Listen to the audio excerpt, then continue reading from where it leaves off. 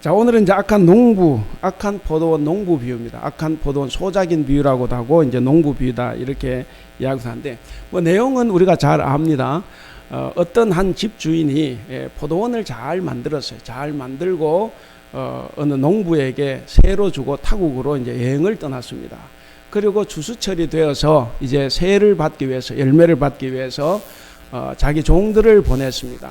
종들을 보냈는데 이 농부들이 새를 준 것이 아니라 한 사람은 죽이고, 한 사람은 돌로 때리고, 한 사람은 죽였다 하는 거죠.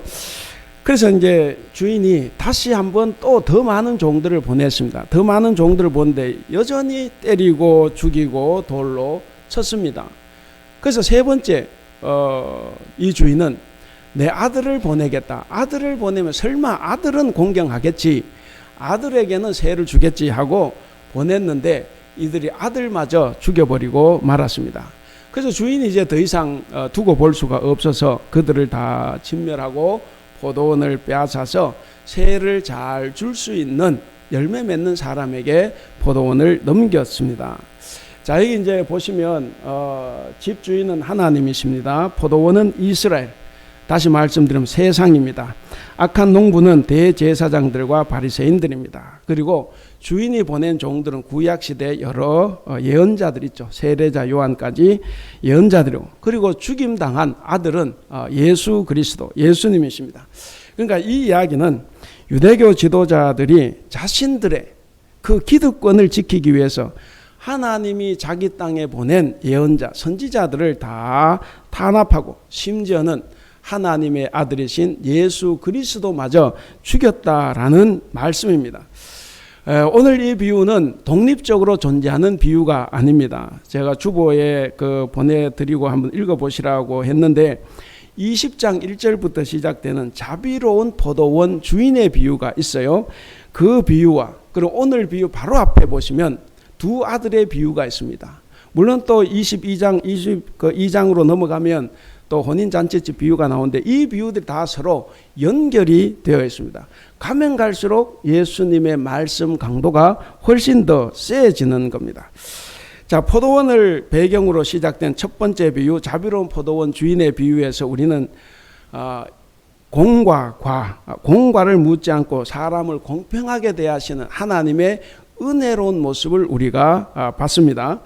하루 종일 일한 사람에게나 1시간만 일한 사람에게나 다 똑같이 한 달란트를 주셨다 하는 거죠. 바로 이것은 세상과는 달리 하나님은 능력과 성과로 사람을 판단하지 않고 그 사람 그 자체만을 보셨다 하는 말씀입니다. 예수님은 이 비유를 통해서 무엇을 말씀하시냐 하면 스스로를 아침 일찍부터 와서 일한 사람이라고 생각하고 있는, 그런 일꾼이라고 생각하고 있는 이 종교 지도자들, 바리새인들과 대제사장들, 이 지도자들에게 그들의 우월감이 얼마나 허황된 것인가 하는 것을 말해주는 것입니다. 천국에서는, 하나님 나라에서는 모두가 다 동등하다, 공평하다 하는 겁니다. 자, 포도원을 배경으로 두 번째 비유가 이제 본문 바로 앞에 난 두 아들의 비유입니다. 여기서는 조금 더 충격적입니다. 대제사장과 백성의 장로들, 그러니까 스스로 맏아들이라고 생각하는 이 성직자들이 불순종하고 돌아선 둘째 아들 격인 세리와 창녀들에게 천국을 빼앗겼다 하는 겁니다. 천국에 들어가는 순서에서 그들이 밀려난 거예요. 자, 이 두 가지 비유, 자비로운 포도원 주인의 비유와 두 아들의 비유, 이 두 가지 비유는 당대의 종교 지도자들에게 매우 큰 충격을 가져다 준 비유입니다. 자기들은 고위 성직자인데 고위 성직자인 자신들과 죄인들이 천국에서 동등한 대우를 받는다는 것도 이거 대단히 참을 수 없는 일입니다. 그런데 두 아들의 비유에서 한술 더 뜹니다. 이제는 천국이 자기들이 아니라 자기들이 미워하고 정죄하고 차별하는 그들 세리와 장녀들이 천국에 들어가고 자기들은 밀린다는 거예요. 이거는 대단히 모욕적인 말입니다. 자, 그런데 오늘 본문에서는 더 충격적입니다. 이제는 아예 예수님이 자신들을 범죄자로 취급을 합니다. 아들을 죽인 사람, 예언자들을 죽였던 사람, 범죄자로 취급을 합니다. 오늘 본문에서 하나님이 포도원에 보낸 종들과 아들을 때리고 돌로 치고 죽이는 자들이 바로 너희들이다 하는 것을 이야기를 하고 있습니다. 자, 오늘은 이제 성령 강림절 후 18번째 주일입니다. 우리는 이 유대 종교 지도자들의 이런 죄악, 악함을 책망하고 경고하시는 우리 주님의 말씀을 통해서 우리의 신앙과 삶을 한번 돌아볼 수 있기를 바랍니다. 말씀은 세 부분으로 나누어 진행하겠습니다. 먼저는 하나님은 어떤 분이신가? 그리고 두 번째는 그렇다면 종교 지도자들, 대제사장들과 바리새인들, 이 사람들은 그럼 어떤 사람인가? 그리고 마지막 세 번째는 그러면 우리는 어떻게 살아가야 하는가 하는 부분에 대해서 우리 한번 생각해 보겠습니다. 자, 먼저 하나님은 어떤 분인가? 이거 어떤 분으로 보입니까? 내용은 간단합니다. 종들을 죽였는데도 참고 또 보내고 또 참고 보내고 아들까지 이제 죽은 건데, 자, 여기서 하나님은 어떤 분이냐? 우리가 회개할 때까지 오래 참으시는 분이다 하는 겁니다. 생각해 보면 도대체 이 포도원 주인은 어쩌자고 아들을 보냈을까? 아니, 저 농부들이 아들을 죽인다고 생각하지 못했을까? 충분히 죽인다고 생각할 수 있을 것 같은데, 아니, 죽인다고 알았을까? 도대체 어쩌자고 정말 무슨 생각으로 아들을 보냈을까 하는 겁니다. 여러분, 왜 보냈을 것 같습니까? 성경에 답은 안 나와 있지만 적어도 이 주인은 믿었을 겁니다. 다른 말로 하면 믿고 싶었을 거예요. 그들은 아들을 죽이지 않을 거다라고 믿고 싶었을 겁니다. 저 사람들은 안 죽일 거라고 믿고 싶었던 거죠. 그래서 아들을 보냈습니다. 여러분, 이 포도원 주인이 그 좋은 포도원을 만들고 이 농부들에게 세로 주고 멀리 떠날 수 있었던 이유가 뭐겠습니까? 그 농부들 믿었을 거예요. 당연히 소출, 열매를 거두면 세를 잘 줄 것이다 라고 생각하고 여행을 갔을 겁니다. 그런데 농부들은 아니었어요. 이미 농부들은 포도원을 자기 것이라 생각을 했습니다. 당연히 포도 열매는 자기들 차지지 주인에게 줄 것이 없다고 생각을 했습니다. 왜 그렇습니까? 주인이 눈앞에 없어요. 주인이 눈앞에 없기 때문에 자기들 마음대로 행한 거예요. 우리가 하나님을 믿는데 정말 어려움이 뭐냐면 하나님이 내 눈앞에 없어요. 그래서 내 생각대로 내 판단대로 살아도 내가 잘못된 줄 모르고 오히려 그것이 잘 됐다고 생각을 하고 살아갈 때가 많습니다. 또 사람들은 여기에 나온 포도원 주인이 잔인하고 난폭하다고 또 생각을 하기도 합니다. 우리 41절 같이 한번 읽어볼까요? 41절 시작. 그들이 말하되 그 악한 자들을 진멸하고 포도원은 제때에 열매를 바칠 만한 다른 농부들에게 세를 줄지니라. 예, 거기 보면 표준세번을 읽으면 이렇습니다. 그 악한 자들을 가차 없이 죽이고, 이렇게 가차 없이 죽이고. 근데 이 말 누가 한 말이에요? 주인이 한 말입니까? 예수님 한 말입니까? 종교 지도자들이 한 말입니까? 이거 종교 지도자들이 한 말이죠. 예수님이 하신 말씀이 아니에요. 그러니까 무슨 말씀이냐면 하나님은 사람을 겁주고 협박해서 믿게 하지 않습니다. 겁주고 협박하는 것은 사람들이 저 사람 쉽게 믿게 하려고 하는 거예요. 그래서 애들한테 철로 역정 같은 걸 이야기해주고 거기 무서운 것을 이야기합니다. 저도 들었어요. 그래서 마지막 7번째 지옥 코스가 센 물에 목욕하기래요. 샤워하기. 그래서 그 무섭기 때문에 하나님 믿어야 된다는 거죠. 지옥 가기 싫어서. 여러분, 하나님을 그렇게 가르치면 안 되죠. 애들한테. 하나님은 자비로우신 분입니다. 하나님은 우리를 협박하지 않아요. 협박하는 것은 우리가 하나님의 이름으로 하는 협박입니다. 하나님은 죄 지으면 지옥 간다고 우리를 겁주고 협박해서 믿게 하시는 분이 아닙니다. 하나님은 겁주기 전에 오히려 우리가 회개하고 돌아오도록 부르십니다. 그리고 우리가 돌아오면 언제든지 환영하고 반갑게 맞아주시고 안아주십니다. 여러분, 하나님은 그런 기대를 가지고 계신데 번번이 쏘으면서도 우리를 한없이 기다려주시고 참아주시고 믿어주신다는 거죠. 우리에 대한 기대를 절대로 포기하지 않는다는 말씀입니다. 가만히 생각해 보면 하나님 우리를 기다리실 필요가 있을까? 왜냐하면 사람이 그렇게 잘 안 바뀌어요.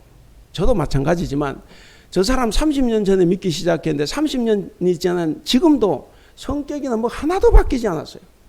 오히려 고집만 더 늘었습니다. 30년 세월이 지나다 보니까 자기 생각만 늘었어요. 그래서 자기 생각을 고집할 때가 많습니다. 여러분, 정말 하나님의 마음을 아는지 모르는지 우리에게는 용서 못할 죄인들이 너무 많습니다. 그래서 우리는 차별이 당연하고 우리가 보상받는 게 당연하다고 생각하는 거예요. 그렇게 살아가는 우리들이지만 하나님은 우리를 기다려 주십니다. 처음 보낸 종들이 죽었다는 소식을 들었을 때 다시 종을 보내면 안 돼요. 군대를 보내서 진멸을 해야 되죠. 그것이 바로 우리의 생각입니다. 우리 인간의 생각이에요. 근데 그것이 당연할 것 같은데 하나님은 그렇게 하지 않았습니다. 하나님은 다시 종들을 보냈고 오히려 아들까지 보냈습니다. 우리가 지금 살아있고 우리 한국 교회가 망하지 않는 것이 뭐겠습니까? 우리가 잘나서 우리가 의로워서 그런다는 것이 아니라는 거예요. 하나님의 긍휼하심 때문입니다. 하나님은 세상의 그 어떤 죄인보다도 죄의 괴수인 나, 죄의 수괴인 나를 혹은 우리를 구원하시려고 한없이 참으십니다. 한없이 참으시고 번번이 쏘으면서도 끝까지 믿어주시고 지금도 기다리고 계십니다. 사실 이런 생각을 할 때도 있습니다. 이 비유를 보면서 차라리 포도원 주인이 이 포도원 농부에게 그만 주지. 그거 왜 들고 저렇게 저렇게 포도원 차지하려고 하면 포도원 잘 가꾸겠지. 그리고 주면 될 건데 아니 왜 주지 않았을까? 오히려 주면 더 풍성한 열매를 맺게 하지 않을까? 여러분 생각은 어떻습니까? 출제자의 의도가 있죠? 당연히 아니에요. 그들이 포도원을 차지하려고 했던 것은 거기에 나오는 열매를 차지하고 싶어서 그러는 거지 포도원을 사랑한 게 아니라는 겁니다. 거기에 있는 이익이 중요했지 그 포도원이 중요하지 않았어요. 그들은 돈벌이라고 하면 사람도 죽일 수 있는 온갖 일들도 다 할 수 있는 사람들입니다. 그래서 포도원은 결국 황폐화되고 말 겁니다. 예수님 당시에 농부인 이 대제사장과 바리새인들 이 사람들 성전을 어떻게 사용했습니까? 예수님께서 성전을 정화하실 때 뭐라고 했습니까? 하나님의 집을 강도의 소굴로 만들었다 그랬지 않습니까? 그러니까 이 농부인 대제사장들 종교 지도자들은 성전에서 백성들은 안중에도 없었습니다. 오로지 기득권 유지와 돈벌이에만 관심을 가졌어요. 이 대제사장들은 장사치들에게 자리세를 받아서 자신의 부를 축적해 갔습니다. 결국 성전을 강도의 소굴로 황폐하게 만들고 말았습니다.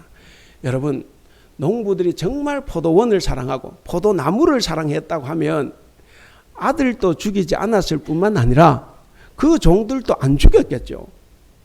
적어도 그 죽였다는 것은 뭐냐면 포도원을 사랑한 게 아니라는 겁니다. 대제사장이나 성전 지도자들이 백성들을 사랑했다고 하면 하나님의 아들을 죽이지도 않았을 뿐만 아니라 예언자들도 죽이지 않았을 거예요. 이 말씀을 통해서 오늘 우리를 한번 봐야 됩니다. 여러분, 이들은 세상의 기득권과 돈 때문에 결국 영원한 하나님의 나라를 빼앗기고 말았습니다. 그러니까 뭡니까? 결국 주인이 자기 재산을 지키려고 한 것은 뭡니까? 재산이 아까워서가 아니에요. 재산 다 줘버려도 관계없습니다. 그런데 자기가 사랑하는 이 포도원을 망쳐 놓으려는 저들의 손에서 이 포도원을 지키기 위함이었던 것입니다. 하나님은 이처럼 포도원인 세상을 사랑하셨습니다. 하나님의 사랑은 차별이 없습니다. 우리 여기 나오는 말씀을 함께 읽어보도록 하겠습니다. 시작. 곧 예수 그리스도를 믿음으로 말미암아 모든 믿는 자에게 미치는 하나님의 의인이 차별이 없느니라. 또 유대인이나 헬라인이나 차별이 없음이라. 또 믿음으로 그들의 마음을 깨끗이 하사 그들이나 우리나 차별하지 아니하셨느니라. 하나님의 사랑은 그 누구와도 차별이 없습니다. 여러분, 하나님은 하나님의 자녀, 당신의 자녀를 누구보다도 더 아끼고 사랑하십니다. 그래서 세상을 포기할 수 없는 거예요. 이 세상을 포기하지 않는 겁니다. 비록 세상이 엉망진창이 돼, 우리가 볼 때 그렇지 않습니까? 이 세상 보면 다 썩어 빠진 것 같아요. 그러나 하나님은 절대로 오만 죄로 더럽혀졌다고 해도 하나님께서는 여전히 세상을 사랑하시고 그리고 이 세상을 포기하지 않으십니다. 왜 그렇습니까? 바로 거기에 하나님의 백성, 당신의 백성들이 살고 있기 때문에 그렇습니다. 여러분, 만약에 하나님께서 지금 이 세상을 심판하신다고 하면 북한 김정은이나 우리가 비난하고 정죄하는 사회적인 약자나 소수자들을 먼저 심판하실까? 아니면 교회를 먼저 심판하실까? 만약 죄 많은 세상을 먼저 심판하신다고 하면 교회는 죄가 없는가? 그리고 우리 성도들은 죄가 없는가? 여러분 어떻게 생각을 하십니까? 정말 교회와 성도는 하나님의 심판을 피해갈 만큼 깨끗하게 바르고 의롭게 살아가고 있는가? 근데 왜 세상 사람들은 또 우리 성도들 스스로도 교회를 보고 탄식을 합니까?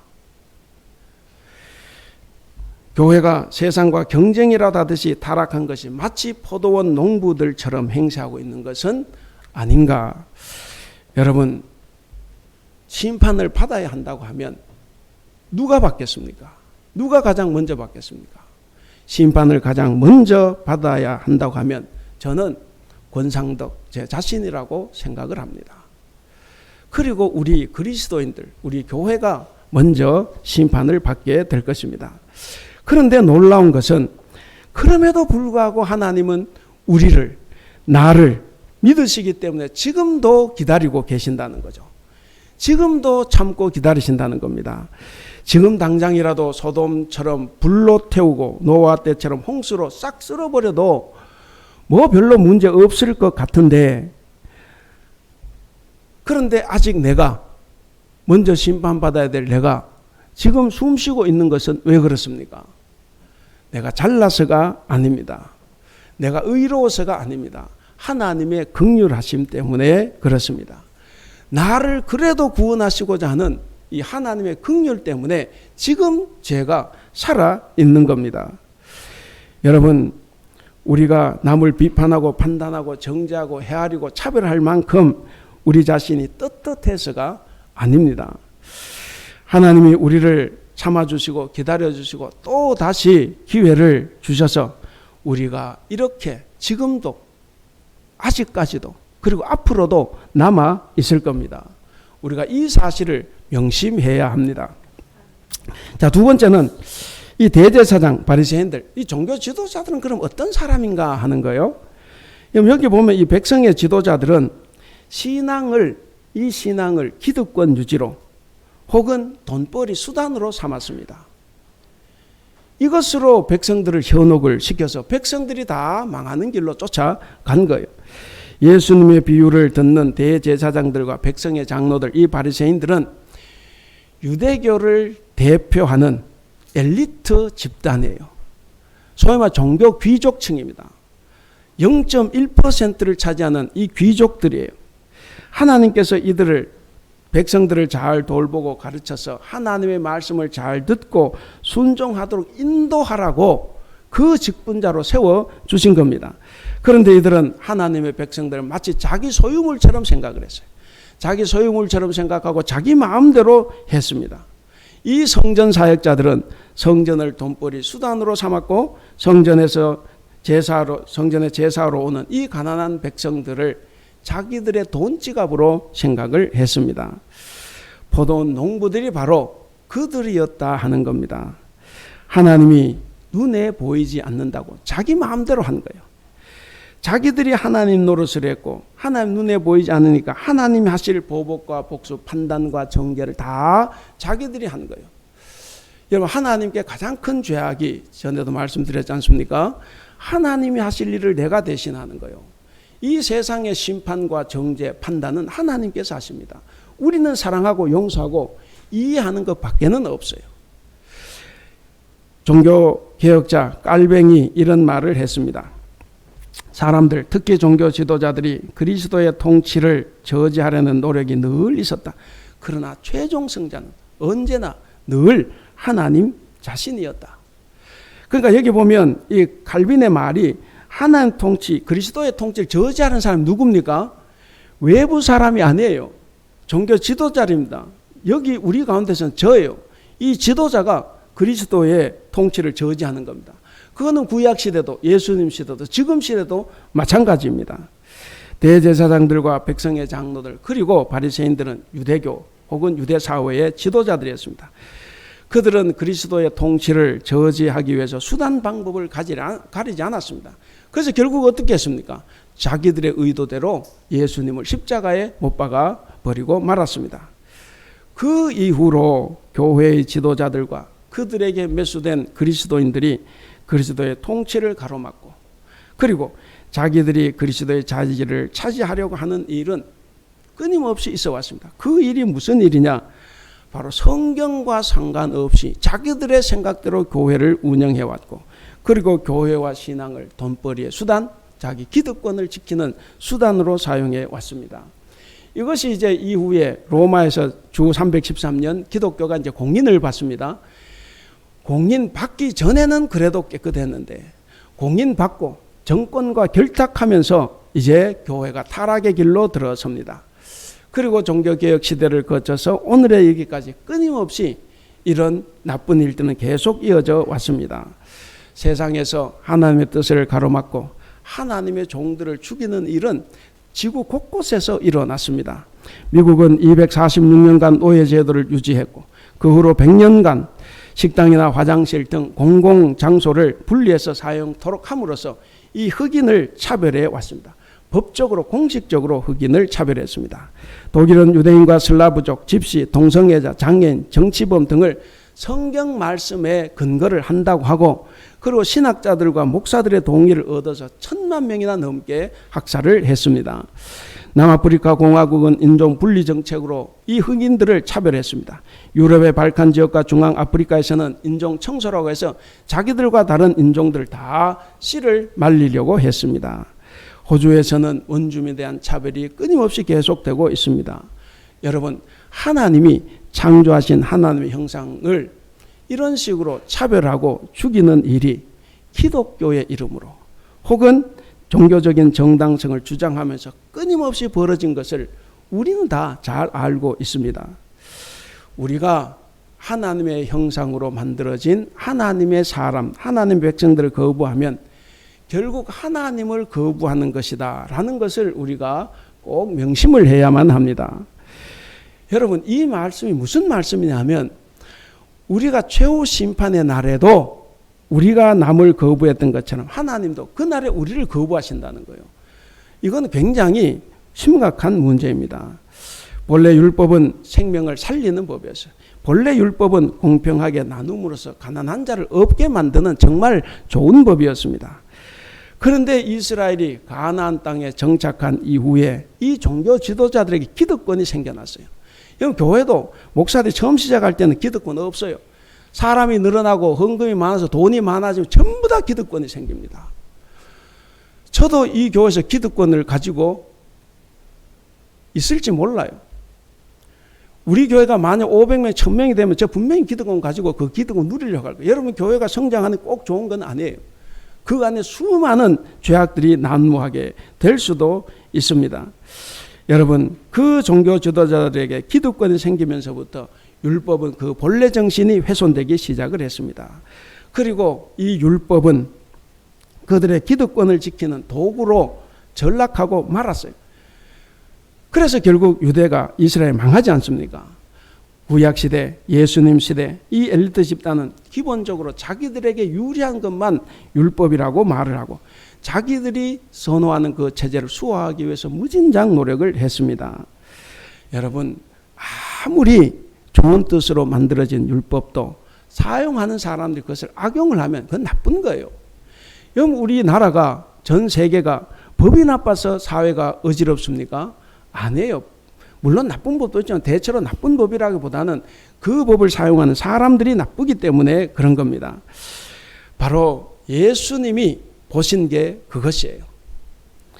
예수님은 유대교 지도자들이 율법을 악용해서 자기들의 부를 증대시키고 거기에 반하는 사람들을 죄인을 규정하고 버리는 것을 예수님은 두 눈으로 다 보셨습니다. 예수님은 그런 그들을 보면서 자비로우신 하나님의 마음을 잃지 못하는 저들, 자기의 주장과 과거의 관행만을 고집하면서 자신들의 기득권을 지키기에만 급급한 이 종교 지도자들, 이들은 하나님의 긍휼하심, 하나님의 자비로우심을 다 외면을 했습니다. 하나님 주신 율법에 수많은 조항을 더했습니다. 10계명이 613가지 계명으로 바뀌었습니다. 그렇게 조항을 만들어서 백성들에게 짐을 지워줬습니다. 주님께서는 바로 그들을 향해서 오늘 이 비유를 말씀하신 겁니다. 하나님의 포도원을 차지하기 위해서 하나님의 종들을 때리고 돌로 치고 심지어 하나님의 아들마저 살해한 저 사람들을 향해서 주님께서 이렇게 판결을 하십니다. 우리 43절 같이 읽겠습니다. 43 시작. 그러므로 내가 너희에게 이르노니 하나님의 나라를 너희는 빼앗기고 그 나라의 열매 맺는 백성이 받으리라. 예, 결국 하나님을 가장 잘 믿고 가장 잘 섬긴다고 생각했던 이 종교 지도자들은 하나님 나라를 빼앗기고 말았습니다. 그러면 세 번째, 그럼 우리는 어떻게 살아야 하느냐 하는 부분입니다. 자, 예수님께서 하신 이 비유 말씀을 듣는 사람들이 누굽니까? 청중들. 그 45절에 보면 대제사장들과 바리새인 나왔죠. 예, 이 대제사장과 바리새인들입니다. 바로 이들이 오늘 우리라는 거예요. 지금 나 자신이라는 겁니다. 그들은 하나님을 믿는다고 말하지만 실제로는 하나님의 선지자, 예언자들 다 거부한 사람들입니다. 왜 거부했습니까? 선지자들이 하는 말이 자신에게 도움이 되는 게 아니에요. 다 자신들의 마음에 들지 않는 말을 했기 때문에 그랬습니다. 우리가 구약 성경 여러 곳을 읽어보면 수도 없이 많이 나오지만 오늘 두 가지만 읽어보겠습니다. 아모스서의 말씀을 여기 나오는 대로 한번 읽겠습니다. 시작.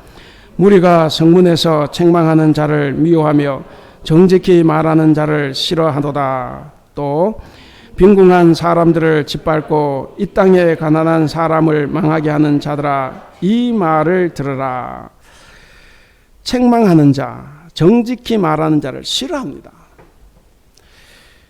여러분, 이것은 사람의 양심을 뒤흔드는 큰 외침입니다. 이런 외침은 구약 성경 곳곳에서 발견되고 있습니다. 여러분, 이 말씀을 유대인 중에서 누가 듣고 싶어 하겠습니까? 오늘날 교회도 마찬가지예요. 큰 교회일수록 절대로 성도들이 듣기 싫어하는 소리 안 합니다. 다 듣기 좋은 소리예요. 그래서 모두가 다 멸망으로 치달아 가는 겁니다. 우리는 거기에 속으면 안 돼요. 자주 말씀드리면 성경은 우리를 하여금 회개하도록 합니다. 왜 그렇습니까? 그래서 결국 마지막 날에 우리가 의인으로 판단을 받도록. 여러분, 우리가 그리스도인이라고 하면서 하나님이 눈에 보이지 않는다고 해서 우리 마음대로 하고 있는 일은 없는가? 하나님이 직접 말씀하시지 않는다고 해서 우리가 누군가를 범죄자로 낙인 찍고 차별하는 것은 아닌가?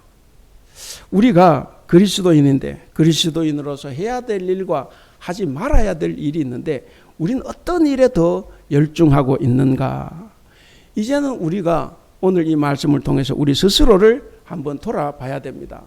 그래서 우리 교회가, 교회의 지도자가, 우리 그리스도인들이 그리스도의 통치를 저지하고 있는 것은 아닌지, 혹은 하나님 뜻대로 교회를 이끌어가고 신앙을 바로 세워가고 있는지 하는 것을 우리가 한번 돌아봐야 합니다.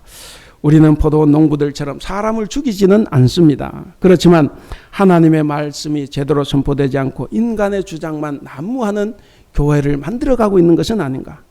하나님이 아니라 사람을 만족시키고 사람을 기뻐하는 예배를 하고 있는 것은 아닌가? 사람의 욕심을 채우는 일이 하나님의 뜻이라고 주장하는 교회라고 하면 농부들이 종들을 죽인 것과 마찬가지다 하는 겁니다. 우리는 아직도 실패를 거듭하고 있습니다. 여전히 우리는 잘못하고 있습니다. 모르긴 해도 우리는 죽을 때까지 죄를 지으며 살아갈 겁니다. 그런데 여전히 우리는 우리 마음대로 내 생각대로 하면서 삽니다.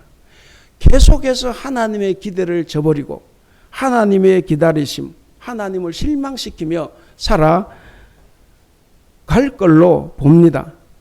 그런데도 우리가 이렇게 하나님의 자녀로 남아있는 것은 왜 그렇습니까? 왜 하나님 이런 나를 멸망시키지 않고 이렇게 살아가게 합니까? 그것은 우리가 잘나서가 아니에요.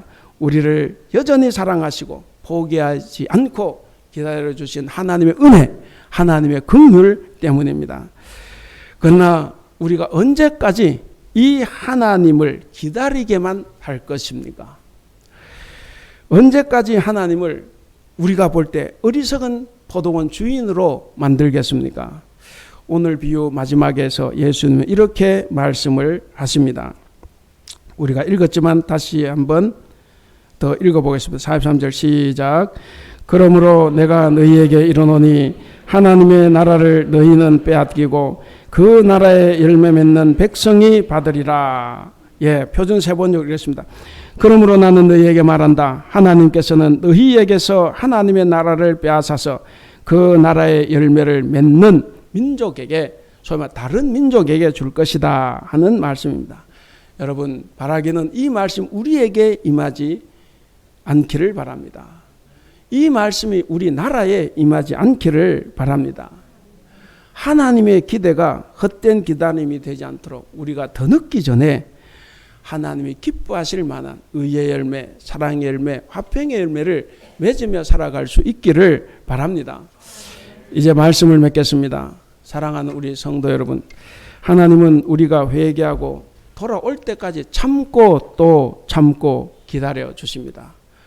은혜와 긍휼이 풍성하신 하나님이십니다. 그렇기 때문에 우리는 기득권을 지키려고 남을 차별하고 정죄하면서도 자신의 입장이 하나님 입장이라 착각하며 살아가고 있는 것은 아닌가? 그러다가 정말 하나님의 나라를 빼앗기고 마는 것은 아닌가? 우리는 지금 이 시점에서 우리 자신을 한번 돌아봐야 됩니다. 여러분, 우리는 이 바리새인들 늘 남을 정죄하고 비난하고 욕하고 판단했던 이들처럼 살면 안 되지 않습니까? 그렇게 살면 망한다고 이야기를 하지 않습니까? 우리는 그렇게 살면 안 됩니다. 신앙이 권력이 되어버린 사람과 신앙이 비움이 되는 사람은 절대로 그 삶의 결과가 반드시 다르다 하는 것이 오늘 주님이 이 말씀을 통해서 우리에게 주시는 강력한 메시지입니다. 오늘 제목이 뭡니까? 제목 같이 읽어보겠습니다. 시작.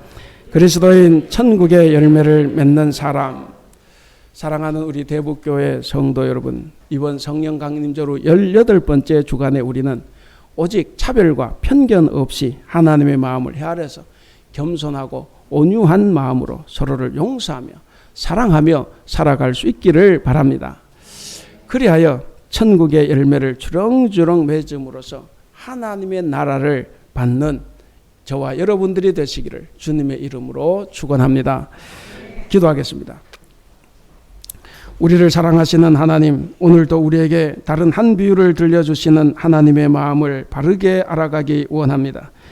답답한 현실 속에서 어떻게 해야 할지 모를 때 내 생각대로 혹은 남들이 하는 대로 행동하지 않게 하시고 말씀을 통해 우리로 깨닫게 하시는 주님의 음성을 듣고 따르게 하여 주시옵소서. 우리를 기다려 주시는 하나님, 여전히 우리를 믿어 주시는